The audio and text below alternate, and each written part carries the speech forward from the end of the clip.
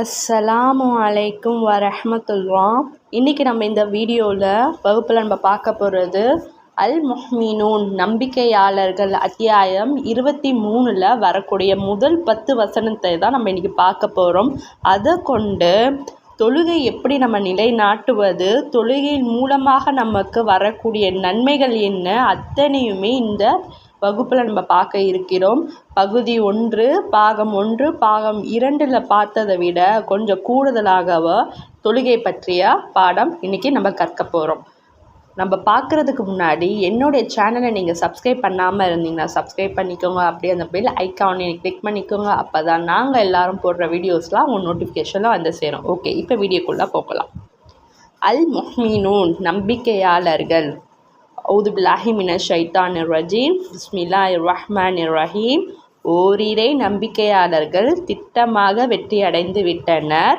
அவர்கள் எத்தகையோர் என்றால் தங்களுடைய தொழுகையில் அவர்கள் உள்ளச்சம் உடையவர்களாக இருப்பர். இன்னும் அவர்கள் வீணானவற்றை புறக்கணித்து இருக்கிறவர்கள். இன்னும் அவர்கள் ஜகாத்தை நிறைவேற்றுகிறவர்கள். இன்னும் அவர்களின் தங்களின் வெட்கத்தனங்களை பேணிக் கொள்கிறவர்கள். ஆனால் தம் மனைவியர்களிடமும் அல்லது தம் வழக்கரங்கள் சொந்தமாக்கி கொண்டவரிடமும் தவிர இவர்களிடம் உறவு கொள்வதில் நிச்சயமாக அவர்கள் பழிக்கப்படுவார்கள் அல்லர்.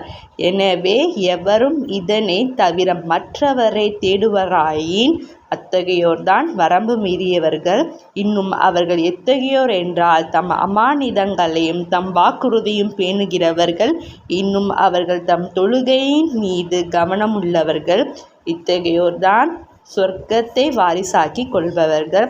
அவர்கள் எத்தகையோர் என்றால் சொர்க்கத்தில் பிரதானமான ஃபிர்அவுஸை அனந்தரங்கொள்வார்கள். அச்சொர்க்கத்தில் அவர்கள் என்றென்றும் இருப்பர்.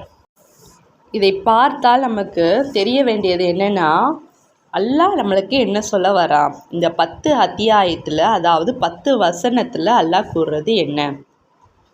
தொழுகையை பற்றி சொல்கிறான். அடுத்தது வீணானவற்றை புறக்கணிக்க சொல்கிறான். அதாவது புறம், அவதூறு, பொய், மற்றபடி இந்த சோஷியல் மீடியாவில் பயன்படுத்துகிற இதுவாக இருக்கட்டும். ஆகையில் பொழுதுபோக்குக்கு நம்ம என்னென்னலாம் செய்கிறோமோ அது அத்தனையுமே வீணானது. அடுத்தது ஜக்காத்தை நிறைவேற்றுங்கள். வெட்கத்தலங்களை பாதுகாத்து கொள்ளுங்கள். பேணி கொள்கிறவர்கள்.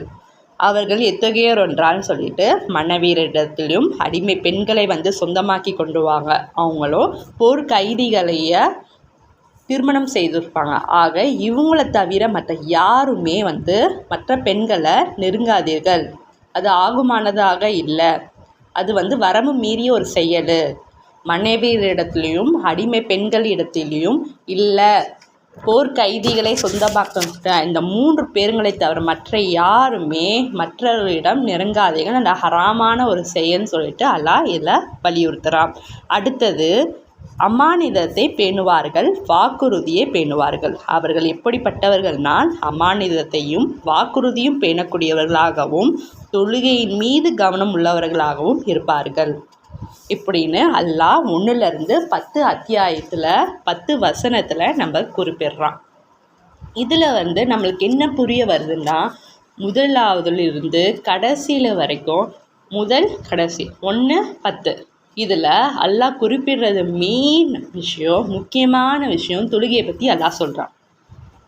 தொழுகையை பற்றி அல்லாஹ் ஃபஸ்ட்டுலேயும் லாஸ்ட்டுக்கு சொர்க்கத்துக்கு நான் வாரிசாக்குவேன்னு சொல்கிறதுக்கு முன்னாடி வசனம் வரைக்குமே தொழுகையை பற்றி சொல்கிறான். தொழுகை ஆக முக்கியமாக சொல்லக்கூடியனா இருக்கான். அடுத்தது தான் இந்த வீணானவற்றை புறக்கணிக்கதாக இருக்கட்டும், ஜக்காத்தை நிறைவேறதாக இருக்கட்டும், ஹலால் ஹராமை பேணக்கூடிய ஒரு விஷயமாக இருக்கட்டும், அமானிதத்தை வாக்குறுதியை பேணக்கூடிய விஷயமாக இருக்கட்டும், அத்தனை நற்செயல்களையும் அல்லாஹ் குறிப்பிடுறான். இந்த தொழுகையை நம்ம பார்த்தா ஒரு அரணாக நம்ம பார்க்குறோம். முதலாவது இருக்குது, கடைசியிலும் இருக்குது. ஒரு அரணாக இது திகழ்குது. நடுவில் இருக்க மற்ற செயல்கள்லாம் எல்லாம் குறிப்பிடுற மற்ற செயல்கள்லாம் நற்செயல்களாக இருக்கு. அந்த அரணுக்கு பாதிப்பு ஏற்பட்டால் அத்தனை நற்செயல்களும் பாழாகிடும். அந்த அரண் பாதுகாக்கப்பட்டால் அடுத்து வர நற்செயல்கள் அனைத்தும் பாதுகாக்கப்படும். ஒரு மழை பெய்யுதா, காற்று அடிக்குதா, புயலே சூறாவளியே அடிக்குதா, வெயிலாகட்டும், மழையாகட்டும், காற்றாகட்டும், எதுவாக இருந்தாலுமே சரி, அந்த அரண் பாதுகாக்கப்பட்டால் மற்ற நற்செயல்கள், மற்ற உள்ளே இருக்க அத்தனை பொருள்களும் பாதுகாக்கப்படும். அந்த அரண் பாழாகப்பட்டால் அத்தனையும் பாழாயிடும். இப்போ அமேசான்லேயும் ஃப்ளிப்கார்ட்லேயும் நம்ம பொருள் வாங்குவோம். எப்படி கொடுப்பான்? நல்லா இறுக்கி பேக் பண்ணி கொடுப்பான். ஒரு டிவியை வாங்குகிறோம், முன்னாடியும் பின்னாடியும் மேலேயும் கீழேயும் ஒரு தர்மாக்கோலை வச்சு நல்லா பாதுகாப்பு பண்ணி ஒரு அட்டைப்பெட்டியில் வச்சு பாதுகாப்பாக தரோம். அந்த டிவியை எந்த ஒரு தர்மாக்கோலும் இல்லாமல் நம்மளுக்கு கொண்டு வந்து சேர்த்தா அந்த டிவி டேமேஜ் ஆகுமா? ஆகாதா? டேமேஜ் ஆகும் தானே. அதே போல தான் தொழுகை எந்த ஒரு தொழுகை தர்மாக்கோலாக எடுத்துக்கோங்க. அப்போ அந்த தர்மாக்கோல் இல்லைன்னா உள்ளே இருக்க பொருள் டிவி பாதிக்கப்படுமோ, அதே போல தான் தொழுகை இல்லைன்னா உள்ளே இருக்க விஷயம் நற்செயல்கள் அனைத்தும் பாழாகிடும். அதுதான் இந்த அல்-முஃமினூன் உள்ள வசனத்தில் குறிப்பிடுறான். உள்ளே இருக்க நற்செயல்கள், பாதுகாக்கப்பட வேண்டிய நற்செயல்கள் என்னென்னா அல்லாஹ் கூற, இதுதான் இஸ்லாம், இதான் ஷரியத், இஸ்லாமிய சட்டங்கள், இஸ்லாமிய கோட்பாடுகள், இஸ்லாமிய ஒழுக்கங்கள், ஹலால் ஹராம் பேண வேண்டியவை அத்தனையுமே இந்த வசனத்தில் அல்லாஹ் குறிப்பிடுறான். தொழுகை சரியாக இருந்தால் நம்ம வாழ்வு சரியாக இருக்கும். தொழுகை சரியாக இருந்தால் மற்ற காரியங்கள், ஏனைய காரியங்கள் அனைத்தும் சரியாக இருக்கும். தொழுகை பாழாக்கப்பட்டால் அத்தனை காரியங்களும் அத்தனை நற்செயல்களும் பாழாக்கப்படும் என்று அல்லாஹ் இந்த வசனத்தில் அல்-முஃமினூன் நம்பிக்கையாளர் அத்தியாயத்தில் வரக்கூடிய வசனத்தில் அல்லாஹ் திட்டவட்டமாக குறிப்பிடுறான். எங்கள் உஸ்தாத் ஒரு கதை புத்தகம் வாசித்தாங்க. அதில் ஒருத்தருக்கு 3 மனைவிகள். அந்த 3 மனைவி இழக்கும் பொழுது அவங்களுக்கு சிரமமாக இருந்து மன நெருக்கடி, மன இறுக்கத்துக்கு ஆளானாங்க அப்படின்னு ஒரு கதை புத்தகத்தை அவங்க வாசித்ததாக சொல்கிறாங்க. ஆனால் அதில் வர பேர், அந்த ஆளோடைய பேர் முஸ்லீம் பேராக இருக்கிறது. அந்த முஸ்லீம்க்கு, அந்த மனிதருக்கு 3 பொண்டாட்டி. அந்த 3 பொண்டாட்டி இழக்கும் பொழுது மன நெருக்கடிக்கு ஆளாகிறாங்க. இப்படி தான் அதில் படிக்கிறாங்க. ஆனால் இதை சாதாரணமான வார்த்தை, யதார்த்தமான ஒரு விஷயம். ஆனால் மக்களிடத்தில் போகும் பொழுது அதை அவங்க எதை நோட் பண்ணுவாங்க, எது குறிப்பாக எடுத்துப்பாங்கன்னு பார்த்தா, அந்த மனிதனுக்கு 3 பொண்டாட்டி இருக்குது. அந்த மனிதனுக்கு 3 பொண்டாட்டி இருக்குது. பார்த்தியா, 3 பொண்டாட்டியா அப்படின்னு சொல்கிற அளவுக்கு மனிதர்கள் அந்த மாதிரிலாம் நம்ம பேசுகிறத நம்ம பார்க்கலாம். இப்போ 3 பொண்டாட்டி இருக்கிறது விஷயம் இல்லை. ஆனால் அந்த மனிதனுக்கு கதை புத்தகத்தில் மனிதனுக்கு என்ன பேர் வைக்கிறாங்கன்னா முஸ்லீமுடைய பேரை வைக்கிறாங்க. ஏன் பிற மதத்தாருடைய பேரை வைக்கலாம்ல, ஆனால் வைக்கலை. முஸ்லீமுடைய பேரை வைக்கிறாங்க. காரணம் என்னென்னா, மற்ற மதத்தினர் முஸ்லீம்களை தவறாக புரிந்து எண்ணி வைத்திருப்பது தான் காரணம்.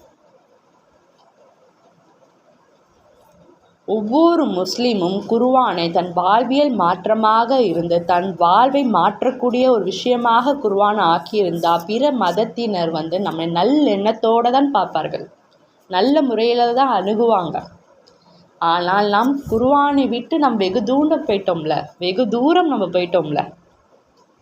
அப்போ போயிட்டா எப்படி நம்மளை நல்ல விதத்தில் பார்ப்பாங்க?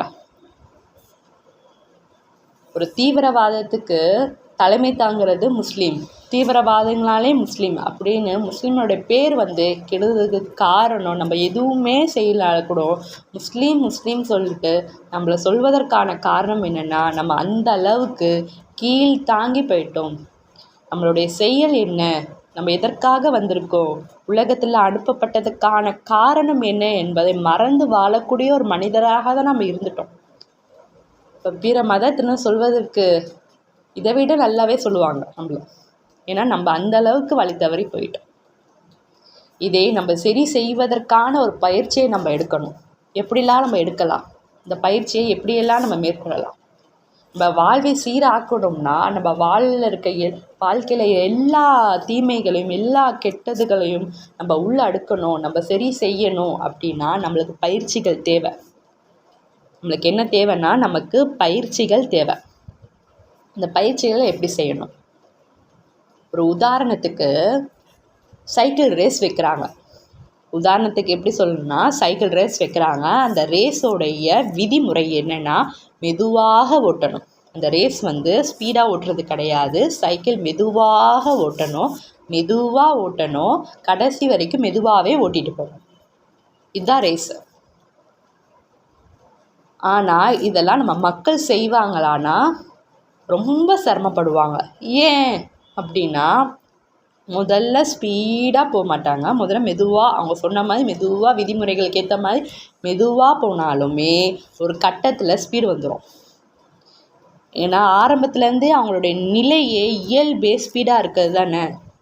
வண்டியை ஸ்பீடாக ஓட்டி வேகத்தில் ஸ்பீடாக ஓட்டுறது தானே அவங்களுடைய இயல்பாகவே இருந்தது. அந்த இயல்பை மாற்றுறது எவ்வளோ ஒரு பெரிய கடினமாக இருக்கும். மெதுவாக போகணும், கடைசி வரைக்கும் மெதுவாக போகணும்.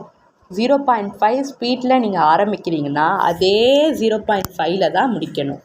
0.5 நான் மெதுவாக ஆரம்பிச்சுட்டு நான் 3-4 ஸ்பீடில் நான் போனேன்னா அது எங்கே கொண்டு போய் முடியும்னா தோல்வியில் போய் முடித்தோம். இந்த தொழுகையும் அதே போல் தான். முதல் நிலை நம்ம மெதுவாக நம்ம எடுக்கிறோம்னா முடிக்கிற அளவுக்குமே முடிக்கும் பொழுதுமே நம்ம மெதுவாக தான் முடிக்கணும். நம்ம ஆரம்பிக்கும் பொழுது ஸ்பீடாக ஆரம்பிக்கிறது, முடிக்கும் போது ஸ்பீடாக முடிக்கிறது அப்படின்னா தொழுகையை திருடக்கூடிய ஒரு மக்களாக தான் நம்ம இருக்கிறோம். ஆரம்பத்தில் மெதுவாக ஆரம்பிக்கிறோம். ஒரு ரக்காயத்து 2வது ரக்காயத்து நம்ம மெதுவாக ஆரம்பித்தாலும் போக போக போக 3-4 நம்ம ஸ்பீடாக்கிறோம். இது தொழுகையை திருடுறவர்கள் யாருன்னா ருக்குவும் சஜிதாவும் நல்ல முறையில் செஞ்சுருக்க மாட்டாங்க. அவங்க சரியாக செஞ்சுருக்க மாட்டாங்க. அதுதான் தொழுகையை திருடுறது. இதை அல்லாஹ் ஏற்றுக்கொள்வானா? இந்த தொழுகையை, இந்த உள்ளச்சம் இல்லாத தொழுகையை, இந்த உயிரூட்டல்லாத தொழுகையை அல்லாஹ் ஏற்றுப்பானா? அல்லாஹ் ஏற்றுக்க மாட்டான். ஒரு உடலுக்கு தேவையானது மூளை, இதயம். இது இரண்டும் இருந்தால் தான் உள்ளே இருக்க உறுப்புகள், வெளியே இருக்க உறுப்புகள் எல்லாம் செயல்படும். அதுதான் ஒரு உயிர்னு சொல்லுவாங்க. ஒரு மனுஷன் இருக்கான்னா அவனுக்கு இதயம் தேவை, அவனுக்கு மூளை தேவை. இதெல்லாம் இருந்தால் தான் அவனால் உயிர் வாழ முடியும். இப்போ நம்ம நிறைய பேரை பார்த்துருக்கோம். இதயம் இல்லைன்னா அவனால் உயிர் வாழ முடியாது, மூளை இல்லைன்னா உயிர் வாழ முடியாது. அப்போ ரெண்டுமே ரொம்ப முக்கியம் ஒருத்தவனை உயிர் வாழ்வதற்கு. அதே போல தான் தொழுகை ஒருத்தனுக்கு ரொம்ப முக்கியம் உயிரோட்டமாக அவன் செயல்படுவதற்கு. அவனிடம் தொழுகை இல்லைன்னா உயிரற்ற நிலையிலே தான் அவன் இருப்பான்.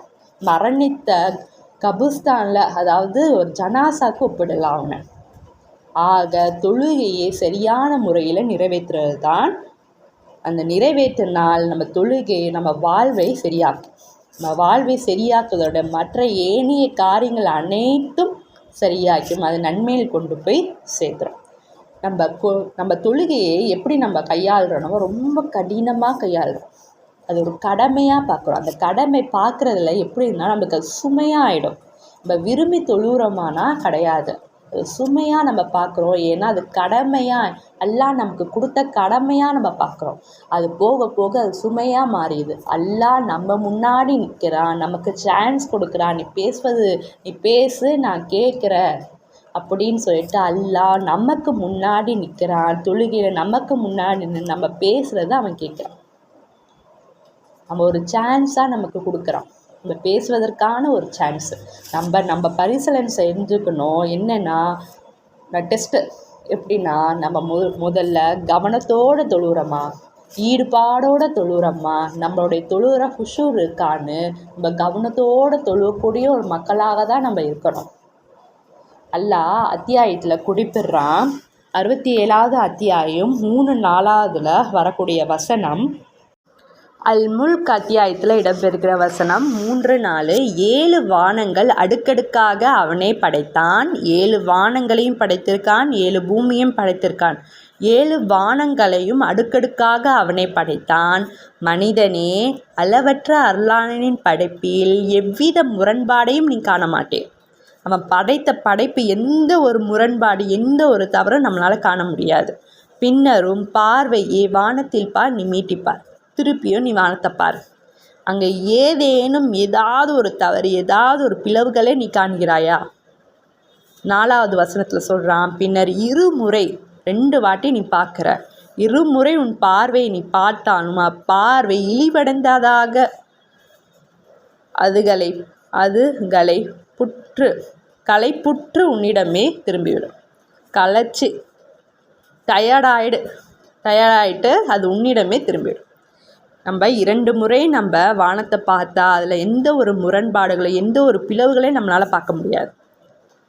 நம்ம டயர்டாயிடுவோம் அப்படின்னு அல்லாஹ் சொல்கிறான். இது எவ்வளோ அழகான வசனம். நீங்கள் வானத்தை பாருங்கள், டெய்லியும் போய் வானத்தை பாருங்கள். ஒவ்வொரு நாளைக்கு வானம் ஒன்றாக ஒவ்வொரு மாதிரி இருக்கும். ஒரே போல் இருக்காது வானம், மேகங்கள் ஒரே போல் இருக்காது. வானத்தினுடைய மகிமையும் பிரம்மாண்டத்தையும் நம்ம பார்க்கும்போது அல்லாஹ்வுடைய அச்சமும் அல்லாஹ்வுடைய நம்பிக்கையும் அல்லாஹ் மீதான ஒரு பயமும் நமக்கு எல்லாமே நம்மளுக்கு ஏற்படும். எவ்வளோ அழகான பிரம்மாண்டமான படைப்பு. அதை பார்க்கும் பொழுது நமக்காக படைத்த படைப்பு, நம்ம வாழ்வதற்கான படைத்த படைப்பு. அத்தனை படைப்புகளையும் அல்லாஹ் படைத்திருக்கானே. எதற்காக? யாருக்காக? நமக்காக தானே. ஆனால் அதை மறந்தும் வாழக்கூடிய ஒரு மனிதராக தானே நம்ம இருக்கோம். 7 வானத்தை அல்லாஹ் படைத்திருக்கான். அந்த வானத்தை பார்த்தா எந்த தூண்களின்றி அல்லாஹ் படைத்திருக்கான். அதான் மேகமூட்டங்களாக இருக்கும். இந்த மேகமூட்டங்கள் ஒவ்வொரு மேகத்தை பார்க்கும்போது பஞ்சு போல் அல்லாஹ் அமைத்திருக்கான். ஆனால் அது டன் கலக்கு வெயிட் உள்ளது, பஞ்சு போல் இருக்குது. நட்சத்திரங்கள், இரவில் நட்சத்திரத்தெல்லாம் பார்க்க முடியும். அது அலங்காரமாக நான் ஆக்கியிருக்கேன்னு நல்லா சொல்கிறான். இவ்வளோ பிரம்மாண்டமான படைப்பை பார்க்கும் பொழுது நமக்கு எப்படி இருக்கும்? இந்த மாதிரி உணர்வு ஏற்படும். அல்லாஹ் மீது ஒரு பாசமும் நேசமும் கலந்த உணர்வாக தானே இருக்கும். ஒரு பயம் இருக்கும், ஒரு அச்சம் இருக்கும். எல்லாமே அவன் மீதான சொல்ல முடியாத ஒரு நம்பிக்கை நமக்கு நிகழும். அந்த நிலையிலேயே தொழுகைக்கு வாங்க, அந்த நிலையிலே தொழுகை பக்கம் வாங்க. அல்லாஹ் சொன்ன குஷு உள்ள அச்சம் எல்லாம் நமக்கு வந்துடும். அது எல்லாம் நிலைத்திருக்கும் அந்த தொழுகையில். ருக்குக்கு பின்னாடி நம்ம ஓத வேண்டிய ஒரு துவா இருக்குது. அல்லாஹும்ம ரப்பனா லக்கல் ஹம்து மில்க சமாவாதி வ மில்க மா பைனஹுமா வ மில்ஹ மா ஷிக்த மின் ஷையின் பஅது. இறைவா, எங்கள் அதிபதியே, வானங்களையும் பூமியும் அவ்விரண்டிற்கும் இடைப்பட்டவைகளும் மேலும் நீ எதை நாடுகிறாயோ அதை நிரப்பும் அளவுக்கு உனக்கே புகழ் அனைத்தும். வானங்கள் இருக்குது, பூமி இருக்குது, அது இடைப்பட்டவைகளில் நீ எதை நாடுகிறாய் அதை நிரப்பும் அளவுக்கு புகழ் எல்லாம் உனக்கே அப்படின்னு இந்த ருகுக்கு பின்னாடி நம்ம ஓத வேண்டிய துவா. அதாவது சமி அல்லாஹு நிமலா மீதா நம்ம எழுஞ்சிக்கிறோம், ரப்பனா லக்கல் ஹம்து சொல்கிறோம்ல, அதுக்கு பதிலாக இந்த துவாவை நம்ம ஓதலாம். இதற்கு அர்த்தங்கள் என்ன? வானங்களையும் பூமியும் அவ்விரண்டுக்கும் இடைப்பட்டவைகளும் நீ எதை நாடுகிறாயோ அதை நிரப்பும் அளவுக்கு புகழ் உனக்கு அப்படின்னு இந்த துவா வருது. இந்த துவாவை நம்ம பார்க்கும்பொழுது, இந்த துவாவை நம்ம வானத்தையும் பூமியையும் நம்ம பார்க்கும்போது நம்மளுடைய உள்ளத்தில் குஷூர் ஏற்படும். அதை தொழுகைக்கான குஷூர். இந்த தொழுகை நம்மளுக்கு சரியாக இருந்தால், நம்ம வாழ்வு சரியாக இருந்தால், தொழுதால் நமக்கு எல்லாம் கிடைக்கும் அல்லாஹ்விடத்தில். அம்மாவை விட்டு பிரிந்தால் குழந்தைகளுக்கு இழப்பு தான். எவ்வளோ பெரிய இழப்பு. அம்மாவுடைய கண்ணு முன்னாடி ஒரு புள்ள இருக்குது, அம்மா பார்த்துக்கிட்டே இருக்கா. அந்த பிள்ளை இப்படி போனாலும் ஐயோ கீழே விழுந்துருவாளோ, அப்படி போனால் கீழே விழுந்துருவாளோ அப்படின்னு அம்மா பார்த்துக்கிட்டே இருக்கா. எதையாவது வாயில் போட்டு முழுங்கிடுவாளோன்னு அவளுடைய கண் இமை கூட மாறாது, எங்கேயும் போகாது. அந்த பிள்ளை இடத்துலே இருக்கும். புள்ள என்ன பண்ணுறான்னு இந்த பிள்ளை இடத்துலையே, அந்த குழந்தை இடத்துலையே அந்த தாய் இருப்பாள். எந்த வேலை செய்தாலுமே அந்த தாய் அந்த பிள்ளைய பார்த்துக்கிட்டே இருக்கும். ஐயோ பிள்ளைக்கு ஏதாவது ஒரு நோக்காடு ஆகிடக்கூடாது, பிள்ளைக்கு இப்படி ஆகிடக்கூடாது. ஆனால் அந்த குழந்தை ஒரு அம்மாவை விட்டு கொஞ்சம் அந்த வீட்டை விட்டு கொஞ்சம் தாண்டிடுது. அவங்க அம்மாவுக்கு அது தெரியலை. பார்த்துக்கிட்டே இருந்த அம்மா ஒரு கட்டத்தில் ஒரு வேலை காரணமாக பார்க்க முடியல அந்த குழந்தைய. அந்த குழந்தை வீட்டை விட்டு கொஞ்சம் வெளியே எடுத்துட்டு வாசல் படிக்கு போகுது. வண்டிகள் வருது. என்ன அந்த பிள்ளையோட நிலை எப்படி இருக்கும்? அம்மாவை விட்டு பிரிந்தால் அந்த பிள்ளையோட நிலை என்ன? அம்மா பார்த்துக்கிட்டே இருக்காங்க. அப்படி இருந்தும் பார்க்காத ஒரு நிமிஷத்தில் அந்த பிள்ளையோட நிலை என்ன? அதே போல தான் நம்ம படைப்பாளன் நம்மளை விட்டு பிரிந்தால் படைப்புகள் அத்தனைக்கும் கெடுதாள். படைப்பாளனை விட்டு நம்ம பிரிந்தால் படைப்பாளன் நம்மளை விட்டு பிரிய மாட்டான். ஆனால் படைக்கப்பட்ட படைப்புகள் அனைத்தும் படைப்பாளனை விட்டு பிரியும் பொழுதெல்லாம் கேடுதான். தொழுகலைன்னா கேடுதான். ஏன்னா தொழுகையின் மூலம்தான் அல்லாஹ் நமக்கு அத்தனையும் தர இருக்கிறான். அல்லாஹ்வுடைய அருள் நம்மளுக்கு கிடைக்கணும்னா, அல்லாஹ்வுடைய நேசம் நம்மளுக்கு கிடைக்கணும்னா, அல்லாஹ்வுடைய பாசம் கிடைக்கணும்னா, அத்தனை விஷயங்களும் நமக்கு கிடைக்கணும்னா அல்லாஹ்விடத்தில் முதலில் அல்லாஹ்விடத்தில் தொழுவணும். அவனுக்கான வணக்கத்தை நம்ம செலுத்தணும். அதுதான் முக்கியம். நான் மட்டும் தொழுகிறோமா அப்படின்னு பார்த்தா நான் மட்டும் தொழுகிறல. 27வது அத்தியாயம் 41வது வசனத்தில் பறவைகள் தொழுதுன்னு சொல்கிறோம். பறவைகள் தொழுகிறது. 66வது வசனம் 66வது அத்தியாயத்தில் 48வது வசனம் நிழல் கூட சஜிதா செய்கிறதுன்னு சொல்கிறோம். ஒவ்வொரு படைப்புகளுக்கும் நிழல் இருக்கும் தானே. மரத்துக்கு நிழல் இருக்கும், ஒவ்வொரு உயிரினத்துக்கு இருக்குது. அவன் படைத்த படைப்புகள் அத்தனைக்கும் நிழல் இருக்குது தானே. அந்த நிழலை படைத்தது யார்? அல்லாஹ் தானே. அந்த நிழல் கூட அல்லாஹ்வுக்கு சஜிதா செய்துன்னு அல்லாஹ் சொல்கிறோம். நம்ம தொழுதா நம்மளுக்கு அல்லாஹ்வுடைய அருள் கிடைக்கும். நம்ம ஜமாத்தில் பார்த்துருப்போம், இமாம் தவறு செய்தால் பின்தொடர்கள் அத்தனை பேரும் தவறு செய்வார்கள். எப்படி இமாம் தவறு செய்வாங்கன்னா, இமாம் மோஸ்ட்லி நம்மளுக்கு தவறு செய்ய மாட்டாங்க. ஏன்னா பின்தொடர்களுக்கு கஷ்டமாயிடுமே, பாதிப்பாயிடுமேனு எப்பொழுதுமே இமாம் நல்ல சரியான ஒரு நோக்கத்தோடு தெளிவாக தான் தொழு வைப்பாங்க. அப்படியும் அவங்க இப்போ 2வது ரக்காய் தொழு வைக்கிறாங்க, அத்தியாயத்து இருப்பு வருது, முடிக்கிறாங்க, அல்லாஹ் அக்பர் நீட்டி தொழுவும் போது 3வது ரக்காய் தெரிஞ்சுக்கிறாங்க. மற்றவர்களாக 3வது ரக்காய் தெரிஞ்சுக்கிறாங்க. இதுவே அந்த இமாமு 2வது அத்தியாயத்தில் இருப்பில் முடிஞ்சுட்டு அல்லாஹ் அக்பர் நீட்டி சொல்லாமல் கொஞ்சம் குறைச்சி அல்லாஹ் அக்பர் சொன்னால் மற்றவங்களுக்கு எல்லாருக்கும் எப்படின்னா இது 4வது ரக்காய்த்தோ முடிக்க போகிறாரோ இமாமு இப்படின்னு தான் தோணும். அந்த அளவுக்கு கவனம் முற்றவங்களாக இருக்காங்க மற்றவர்கள். இல்லை கொஞ்சம் 4வது ரக்காயத்தில் குறுக்கி சொல்ல வேண்டியது அல்லாஹு அக்பர், சஜ்ஜதா செய்து முடிச்சுட்டு அல்லாஹு அக்பர் சொல்லும்போது நீட்டி குறைச்சி சொல்லாமல் கொஞ்சம் நீட்டி சொல்லிட்டாங்க, அடுத்த ரக்காயத்து இருக்கோ அப்படின்னு எழுந்து நிற்கக்கூடிய ஒரு மக்களாக தான் இருக்காங்க. ஆக கவனமுற்று இருக்கக்கூடிய மக்கள் தான் இப்போ தொழுகையில் இருக்காங்க. இமாம் தவறு பண்ணால் அந்த தவறை சுட்டி காட்டக்கூடிய ஒரு தெளிவான மனப்போக்கோட உள்ளச்சத்தோட தொழுகையை யாரும் நிறைவேற்றதில்லை. கவனமுற்று ஒரு தொழுகையை தான் மக்கள் இப்போ செஞ்சிட்ருக்காங்க. அல்லாஹ் நம்மை பாதுகாக்கணும் அப்படி கவனம் இல்லாத தொழுகையிலிருந்து. ஷைத்தான் நம்மளை எந்த அளவுக்கு தொழுகையில் உட்காந்துக்கிறான். ஏன்னா அல்லாஹ் முன்னாடியில் நம்ம பேசுகிறோம், அல்லாஹ்வுக்கும் நமக்குள்ள மத்தியில் நடுவில் சைத்தான் உட்காந்துக்கிறான். அது சைத்தான் குர்ஆன்லேயே அல்லாஹ் தாலா குறிப்பிடுறான், சைத்தான் நம்மளுடைய நேரான பாதையில் அமர்ந்திருக்கு இப்படின்னு குர்ஆனில் வரக்கூடிய வசனமாக இருக்குது. ஆக தொழாவிட்டால் தண்டனை என்று சொல்வதை விட தொழாமல் இருக்கிறதே தண்டனை என்று சொல்லலாம். தொழாமல் இருந்தால் அல்லாஹ்வுடைய அருள் நம்மளுக்கு கிடைக்காது. வாழ்கிற காலத்தில் தொழாமல் இருந்தால் அல்லாஹ்வுடைய அருள் நமக்கு கிடைக்கவே கிடைக்காது. அல்லாஹ்வுடைய எந்த ஒரு இதுவுமே நம்மளுக்கு கிடைக்காது. அப்போ அதுவே வாழ்க்கையில் மிகப்பெரிய ஒரு தண்டனை தானே. மன அமைதி கிடைக்காது, மன இறுக்கத்துக்கு ஆளாகாதன்னு செய்வோம். அல்லாஹ்வுடைய அருள் எதுவுமே நம்மளுக்கு கிடைக்கலன்னா நம்ம இழிந்தவர்களாக தான் நம்ம ஆகவும் அதுவே மிகப்பெரிய தண்டனை என்று சொல்கிறது. தொழாவிட்டால் தண்டனை என்று சொல்வதை விட தொழாமல் இருக்கிறதே தண்டனை என்று சொல்லலாம். இதை ஆழமாக மனதில் பதிய வைத்துக் கொள்ளுங்கள். ஆக இந்த வகுப்பு நல்ல உங்களுக்கு ஒரு பாடத்தை சொல்லியிருக்கோன்னு நான் நினைக்கிறேன். இன்ஷா அல்லாஹ் அடுத்த வகுப்பில் பார்க்கலாம். அஸ்ஸலாமு அலைக்கும் வரஹ்மத்துல்லாஹ்.